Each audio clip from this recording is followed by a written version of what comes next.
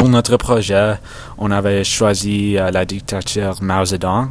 On avait un intérêt général d'histoire chinoise et ce qui arrive à leur pays après plusieurs chefs et dictateurs mauvais, comment le pays est aujourd'hui et comment ils ont arrivé à ce point-ci.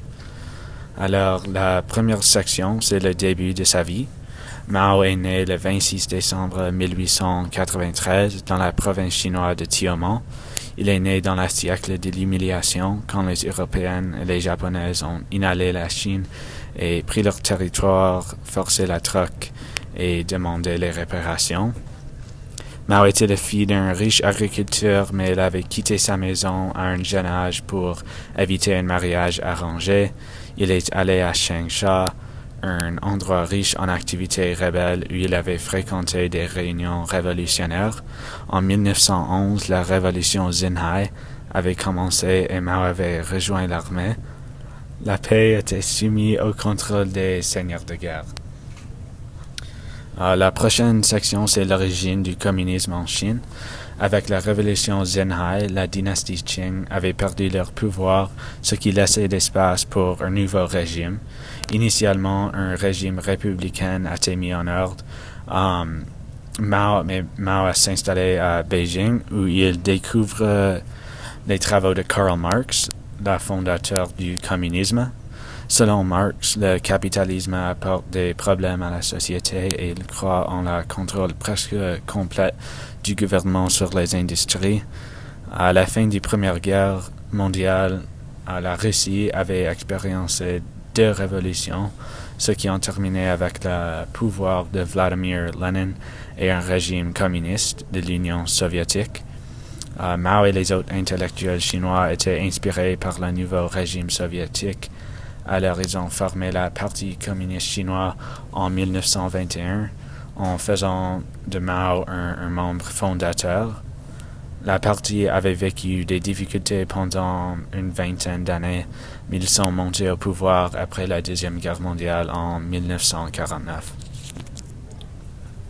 La règle précoce est la mise en œuvre des politiques. Le début du leadership de Mao a été caractérisé par plusieurs politiques renforcées dans un pays avec une faible économie, par façon violente et insouciante.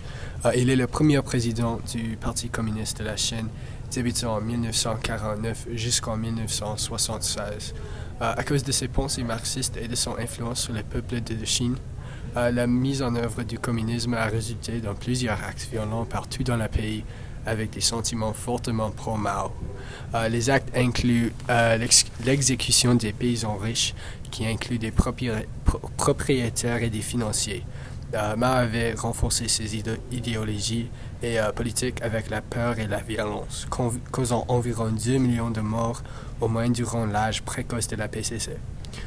Les sentiments anticapitalistes du parti résultaient en plus de morts aussi, avec les capitalistes sous-hommes exécutés en public. La première de ces 5 années plan était concentrée sur l'avancement de l'industrialisation pour améliorer l'état faible de l'économie en Chine. Le plan était un grand succès et avait changé la Chine d'un pays commercialement en agriculture à l'industrie.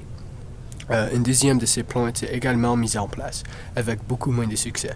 La grande bond en avant était le deuxième plan de 5 années, débuté par Mao Zedong, et avait essayé de suivre le succès de la première en changeant le pays d'un état l'agriculture à l'industrie.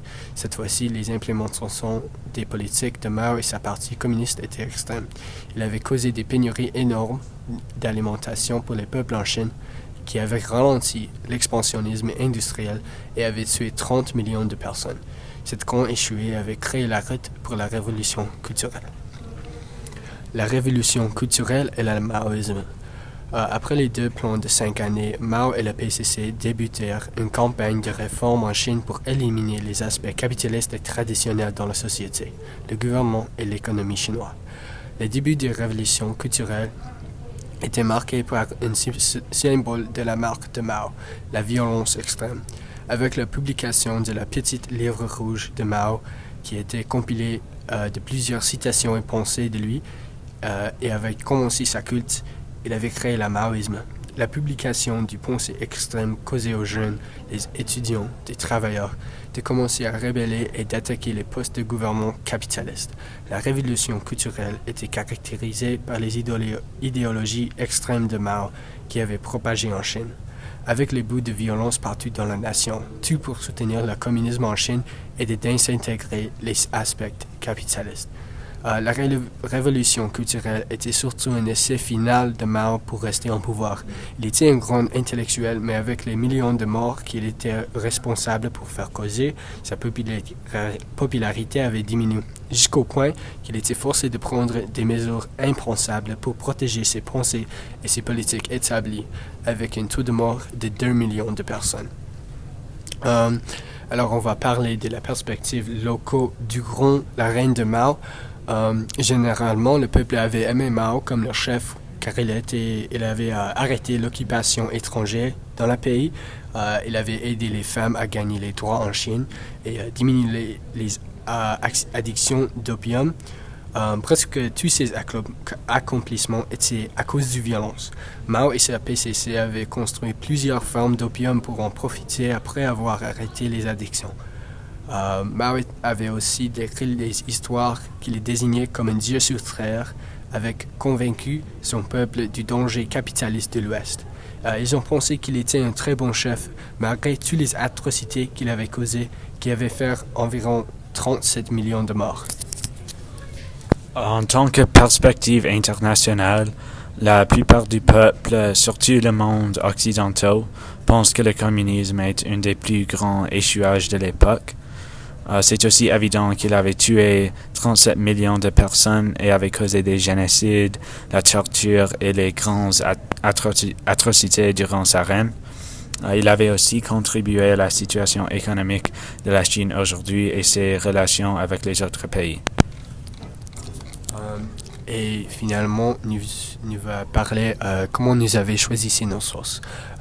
Alors, nous avons choisi plusieurs sources différentes dans des formats différents, comme les livres, les publications politiques, les documents gouvernementaux et des vidéos YouTube. Pour la caractéristique la plus importante, nous avons cherché les sources crédibles en français qui étaient publiées dans les années après sa mort, qui reflètent sur son règne.